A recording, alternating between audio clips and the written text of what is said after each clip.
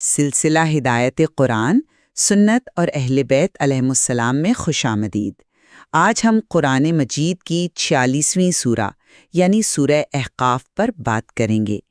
احقاف کا مطلب ہے ریت کے وہ بلند ٹیلے، اور یہ دراصل قوم عاد کا مسکن تھا۔ یہ ایک مکی سورہ ہے اور اس میں 35 آیات ہیں۔ اس سورہ میں توحید، رسالت اور قیامت کے دلائل کو آپ کہہ سکتے ہیں کہ ایک خاص ترتیب سے پیش کیا گیا ہے۔ اور آج ہمارے درمیان بحث کا جو مرکزی نقطہ ہے وہ شاید یہی ہوگا کہ سورہ احقاف اپنا مقدمہ پیش کیسے کرتی ہے۔ کیا یہ ایک خالص منطقی اور فلسفیانہ دلیل ہے جو کائنات کی تخلیق سے شروع ہوتی ہے، یا پھر اس کا اصل زور انسانی نفسیات پر ہے، خاندانی رویوں پر اور تاریخی واقعات سے عبرت دلانے پر ہے؟ میرا موقف تو یہ ہے کہ یہ سورہ ایک مکمل اور مربوط نظام استدلال پیش کرتی ہے۔ یہ کوئی ایک پہلو نہیں لیتی، بلکہ یہ منطق، نفسیات اور تاریخ ان سب کو یکجا کر کے ایک ایسا جامع مقدمہ قائم کرتی ہے جسے رد کرنا ممکن نہیں۔ یہ شرک کو ہر زاویے سے بے دلیل ثابت کرتی ہے اور توحید پر استقامت کی دعوت دیتی ہے۔ جبکہ میں یہ سمجھتی ہوں کہ ان تمام دلائل میں شاید سب سے زیادہ زور اس نفسیاتی اور سماجی پہلو پر ہے جو براہ راست مکہ کے سرداروں کے تکبر اور ان کی جو روایات پرستی تھی اس کو چیلنج کرتا ہے۔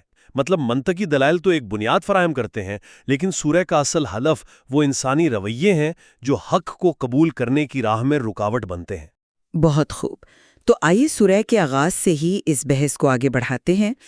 اعوذ باللہ من الشیطان الرجیم، بسم اللہ الرحمن الرحیم۔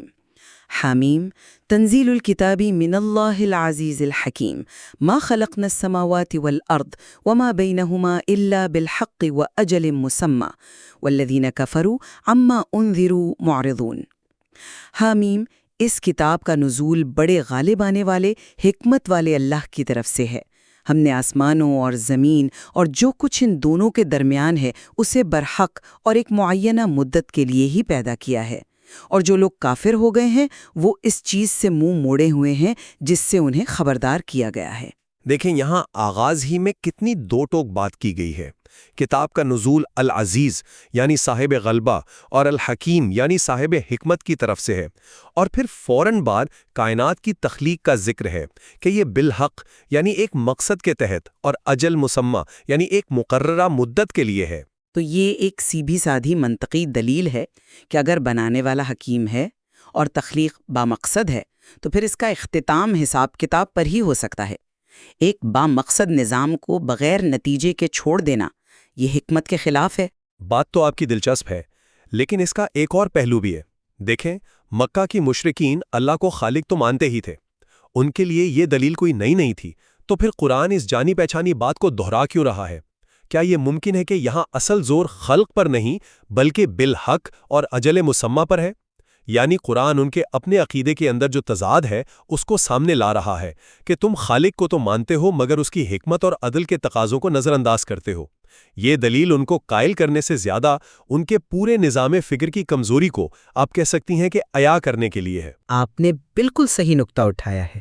یہ ان کے عقیدے کو ہی ان کے خلاف استعمال کرنے کا ایک طریقہ ہے۔ قرآن کہہ رہا ہے کہ اگر تم پہلا حصہ مانتے ہو تو تمہیں منطقی طور پر دوسرا حصہ بھی ماننا پڑے گا۔ اسی منطق کو آگے بڑھاتے ہوئے اگلی آیات ان کے شرک کی بنیادوں پر ضرب لگاتی ہیں۔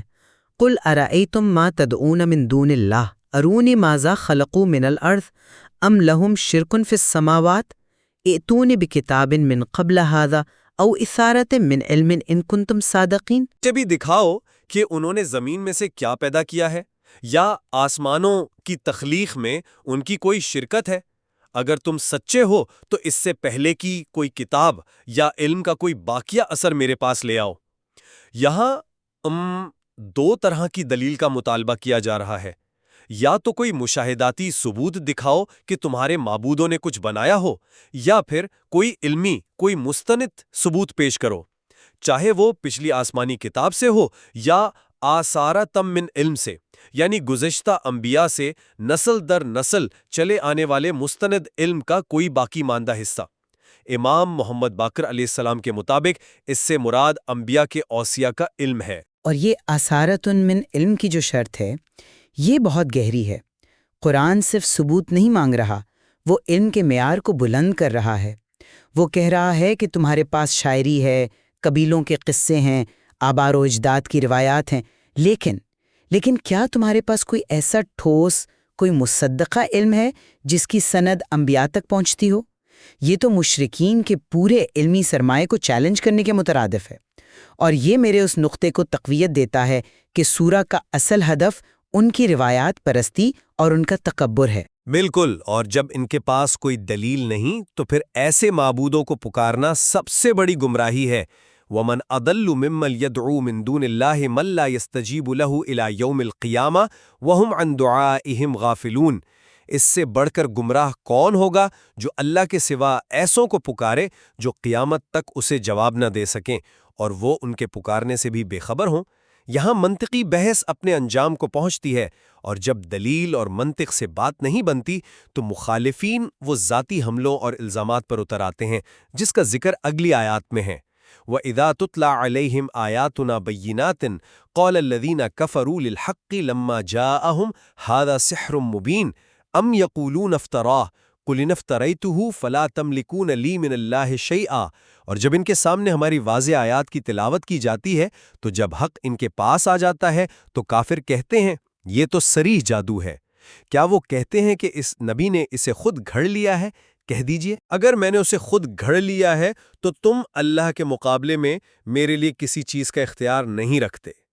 اور جب ان کے سامنے ہماری واضح آیات کی تلاوت کی جاتی ہے تو جب حق ان کے پاس آ جاتا ہے تو کافر کہتے ہیں، مطلب قرآن کی تاثیر اتنی گہری تھی کہ وہ اسے عام کلام ماننے کو تیار نہیں تھے، اس لیے اسے جادو کہہ دیا۔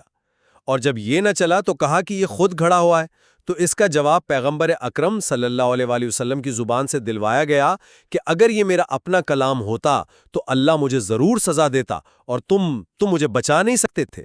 اور اگلی آیت تو اس سے بھی زیادہ دلچسپ ہے۔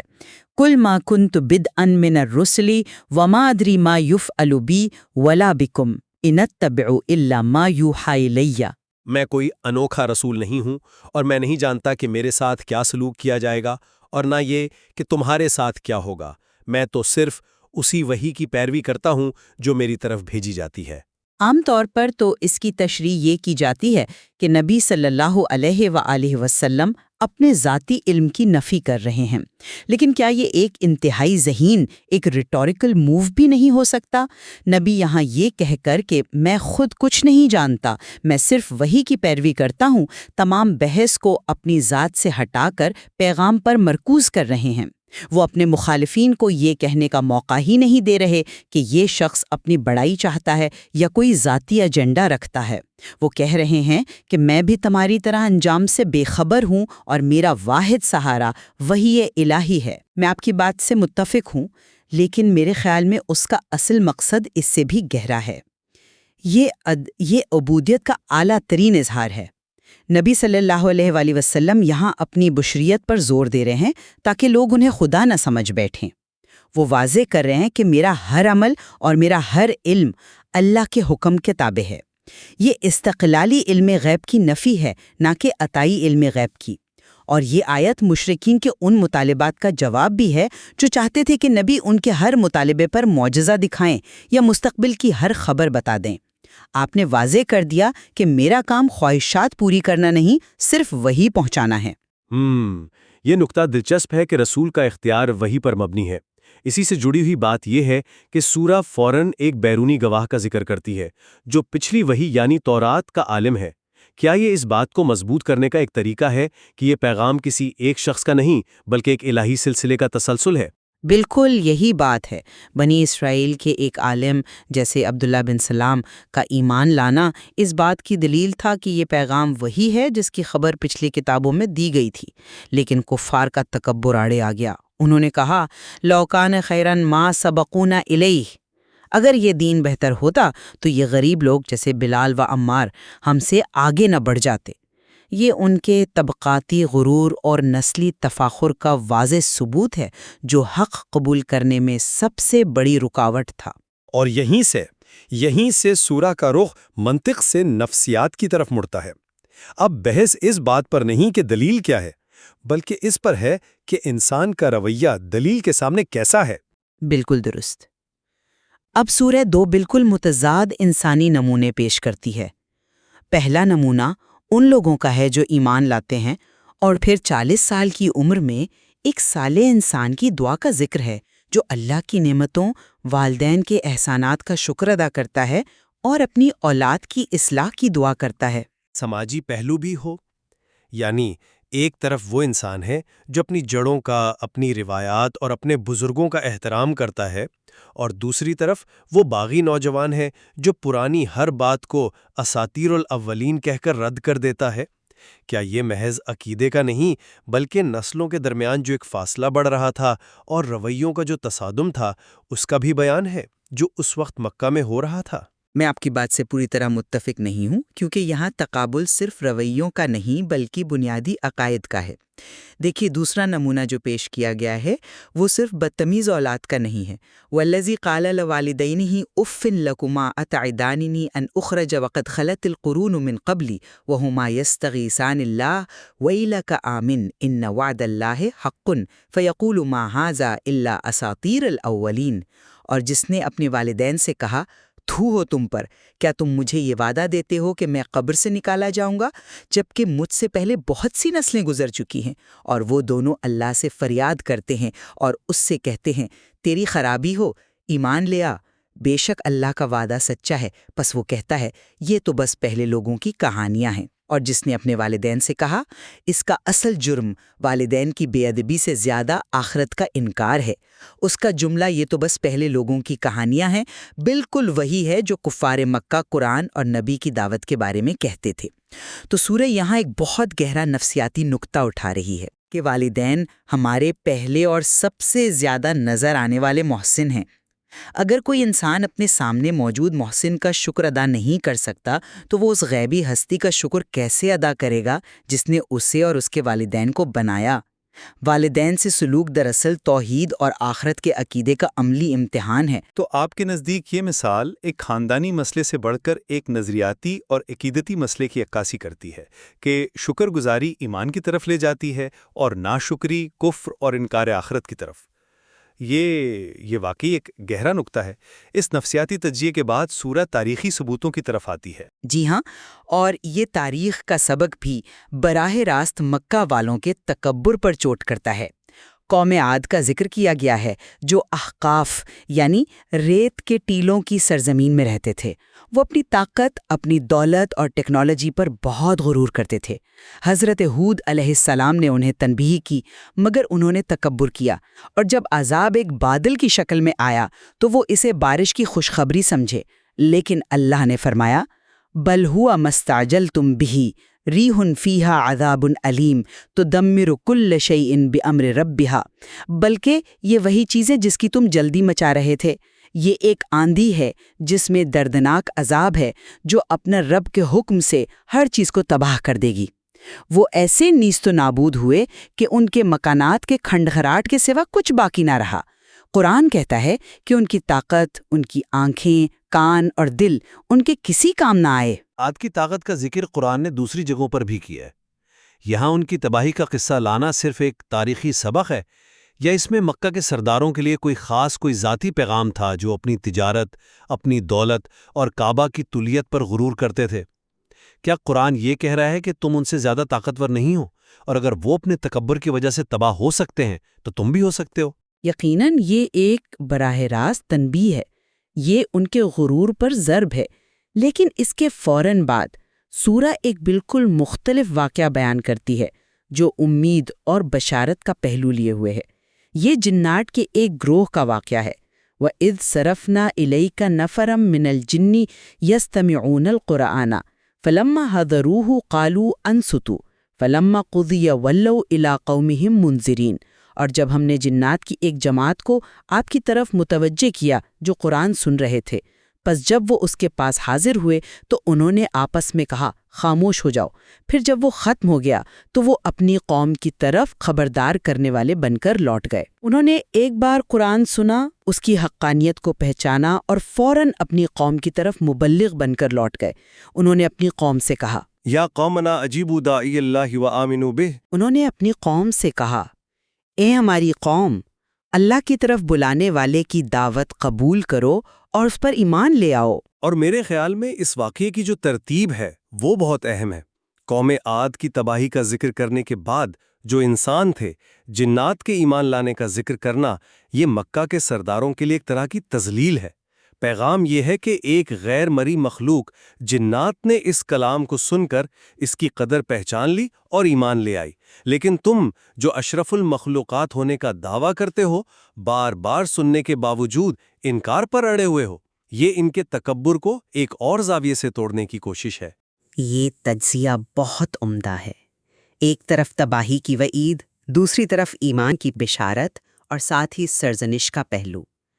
ان تمام دلائل، نفسیاتی مثالوں اور تاریخی واقعات کے بعد سورہ اپنے اختتام کو پہنچتی ہے اور پیغمبر اکرم صلی اللہ علیہ وآلہ وسلم کو ایک حتمی ہدایت دیتی ہے۔